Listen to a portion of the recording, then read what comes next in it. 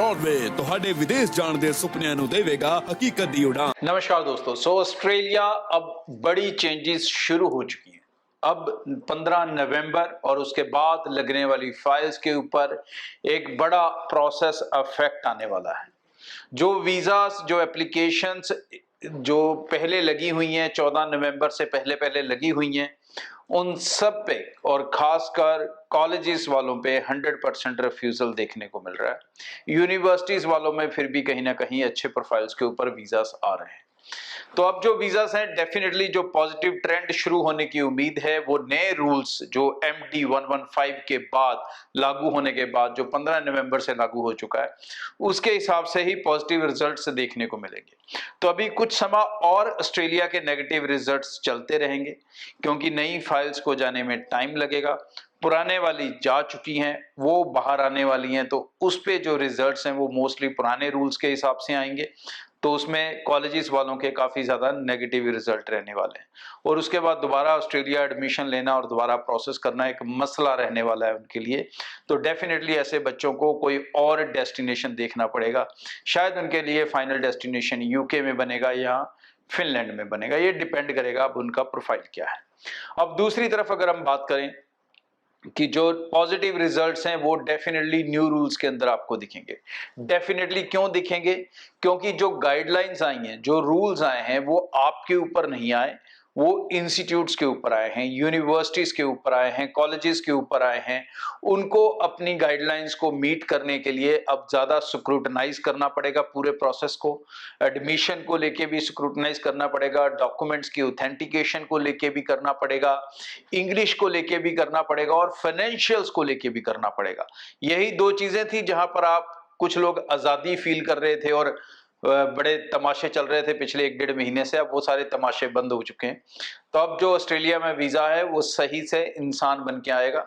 अच्छे फाइनेंशियल्स हैं तभी आएगा, अच्छे फंड्स हैं तभी आएगा, अच्छा IELTS PT का स्कोर है तभी आएगा। तो इन चीजों के ऊपर जिनकी कमी है वो अपनी कमी को दूर करने की तैयारी शुरू कर दें। ऑस्ट्रेलिया के अंदर अब जो फाइल लगाएं, भाई दोस्तों, कम से कम 6 महीने आगे के इनटेक की लगाएं और अपनी फाइल्स को पूरी तरह से प्रिपेयर करें। क्योंकि सबसे ज्यादा प्रॉब्लम जो नॉर्थ इंडिया स्टूडेंट्स की रहती है, खासकर पंजाब हरियाणा की, वो ये होती है कि बच्चे तो अपने पढ़ाई कर लेते हैं, IELTS PT का स्कोर भी ले लेते हैं, लेकिन पेरेंट्स कभी अपने प्रोफाइल पर ध्यान नहीं देते। ये और ऑस्ट्रेलिया के अंदर पेरेंट्स का प्रोफाइल ज्यादा जरूरी है वीजा लेने के लिए कंपैरेटिवली बच्चे के। बच्चे को तो एडमिशन लेनी है, वो एडमिशन ले लेगा अपने परसेंटेज के हिसाब से, IELTS PT के हिसाब से, लेकिन उसका GT क्लियर होगा, उसका GS जो क्लियर होगा वो होगा पेरेंट्स के प्रोफाइल के बेस पे कि पेरेंट्स की क्या फाइनेंशियल इनकम है, क्या सोर्स ऑफ उनका इनकम है, कितनी सेविंग्स हैं उनके पास, कितनी पुरानी सेविंग्स हैं उनके पास, क्या फैमिली सिनारियो है। ये सब चीजें डिसाइड करेंगी कि आपको एडमिशन पूरी तरह से मिलेगी, COE मिलेगी या नहीं मिलेगी, वीजा मिलेगा या नहीं मिलेगा। तो ये जो शो है, ये खासकर जो बच्चे भी देख रहे हैं उनको मैं कहूंगा अपने पेरेंट्स को जाके अभी दिखा दो भाई, ताकि वो अपने डॉक्यूमेंट्स को रेडी करें उस हिसाब से। और अपनी ITR रिटर्न्स चेक करो अगर अपने बच्चों को ऑस्ट्रेलिया भेजना है, अपने बैंक स्टेटमेंट्स चेक करो अगर अपने बच्चों को ऑस्ट्रेलिया भेजना है। ऑस्ट्रेलिया के अंदर न्यू रूल्स के अंदर किसी तरह का भी जुगाड़ कोई भी कंसल्टेंट नहीं लगा पाएगा। और जितनी भी फाइल्स अंडर प्रोसेस हैं, चाहे हमारे पास हैं, किसी और कंसल्टेंट के पास हैं, आपको आने वाले दिनों में शायद कई कंसल्टेंट से आपको नाराजगी हो जाए कि उसने मेरा समय वेस्ट कर दिया, मेरा टाइम वेस्ट कर दिया, मेरा फलाना वेस्ट कर दिया। लेकिन अब जिस तरह की डॉक्यूमेंटेशन यूनिवर्सिटीज, कॉलेजेस उनसे मांगेंगे, वो शायद आपके प्रोफाइल की थी नहीं और उसने पुराने लालच के अंदर आपके केस को पिक किया था, जिसमें हमने भी कुछ केसेस को पिक किया था। और शायद हो सकता है आने वाले दिनों में हमें वो केसेस वापस करने पड़े या बच्चों को समझाना पड़े कि भाई अब आपके लिए ये बेहतर नहीं है, ये बेहतर है। तो ये आपको भी डिसाइड करना पड़ेगा। अपने कंसल्टेंट से बैठ के ट्रांसपेरेंटली समझ लें कि भाई हो भी सकता है कि नहीं हो सकता है। क्योंकि 2-3 महीने के बाद या 6 महीने के बाद उसको गालियां देना या उसको नेगेटिव बोलना या उसके गूगल रिव्यू पे जाके नेगेटिव करना या कुछ भी करना, वो सब आप बिना वजह करोगे अगर आपने अभी से अपने प्रोफाइल को लेके अवेयरनेस नहीं आई है।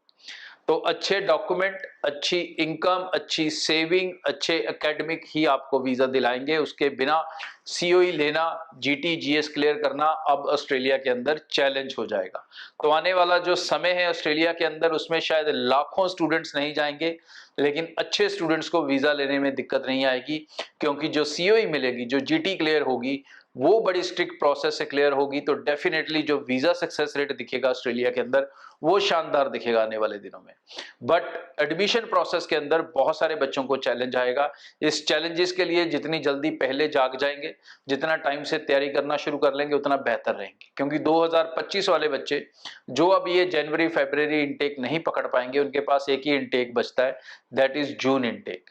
तो भाई अगर आपने अभी भी अपने डॉक्यूमेंट्स पे काम करना शुरू नहीं किया, तो आप बाद में पछताएंगे। ये मैं आपको आज ही बोल रहा हूँ, चाहे आपने अप्लाई कर रखा है और चाहे अप्लाई नहीं किया।